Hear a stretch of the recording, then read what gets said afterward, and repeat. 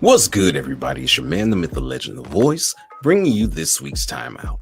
This is where we take a step back and assess the game of life, looking to God for strategies to bring us true success. This week's thought: schemes. Now, unfortunately, when this word is said, often it generates negative connotations. Ponzi, pyramid, and other scams to defraud people. That's not what I mean, though. I'm speaking of this definition, which is a large-scale systematic plan or arrangement for attaining a particular object or putting a particular idea into effect. Teams can be defined by the schemes they use on different sides of the ball. Full court press, 2-1-2 zone, man coverage are all common defensive schemes in basketball. Back in the 90s, when you heard run and shoot, Warren Moon and the Oilers came to mind. West Coast, the 49ers. No huddle, the Buffalo Bills. Though not the first to use it, the triangle became synonymous with Phil Jackson. These schemes were devised to frustrate opposing teams and lead those employing them to victory. After Jesus asked his disciples, "Who do men say that I am?" and who did they, the disciples, say that he was? Jesus laid out a scheme to bring victory to those who followed him. He told Peter and the disciples, "Upon this rock, I'll build my church." What is this rock? It's the foundational truth that Jesus is the Christ, the Son of the living God. This is what the church is built on. And he said the gates of hell cannot prevail over it. They can't win against this good news. What are the gates of hell? It's death. And what do gates do? They keep things in. Often, the Greek word used here refers to an exit. So this is a point of exit from hell. What are the wages of sin? It's death. That's how people get to hell. They die. They die by living a sinful life, and death ushers them into torment. Death, the gates of hell, this exit point, could not hold the Messiah.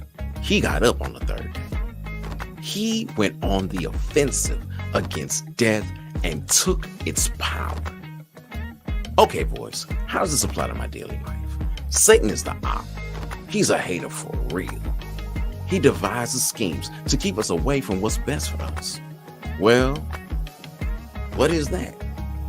It's a restored relationship with our Creator, the God that loves us enough to put on flesh, suffer, and die for our wrongs against him. That's like you killed your sibling, and then when it was time to go to death row, your father stepped in and took your place because he wants you to still be a part of the family. He wants to welcome you back into the family fold. That's what Satan is trying to keep us from, and he uses the things of this world and our desires to distract us. See, if we're not worshiping Christ, we're worshiping the enemy. You can't serve two masters. Jesus says in Matthew chapter 12, verse 30, in the New Living Translation, says, "Anyone who isn't with me opposes me, and anyone who isn't working with me is actually working against me." It's not just you doing your own thing. Talking about saying, man, I ain't hurt nobody. It's just me. Not according to the Lord. Well, you know what? I've done too much wrong. He can't forgive me.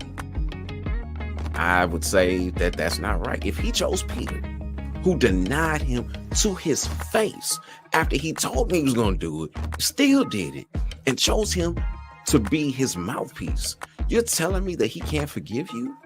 So here's the plan. The scheme that's best for our lives is this: Jesus came to set us free from sin. There is no force great enough on this earth, in hell below, or in heaven above, to overpower this truth. Repent and come to the one who makes all things new.